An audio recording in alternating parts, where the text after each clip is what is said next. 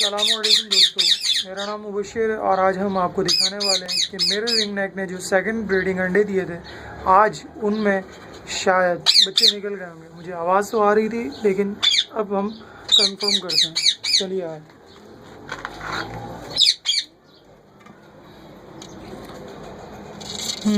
माशाल्लाह से एक अभी 2 अंडों में से एक बच्चा निकल चुका है, जैसे कि आप देख रहे हैं। ये मादी के साथ है बच्चा। चलें, इसको डिस्टर्ब नहीं करते हम। ठीक है, देखते हैं सेकंड उसमें हांडी में कुछ है क्या।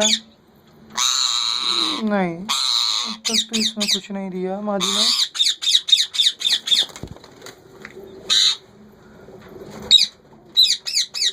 नहीं,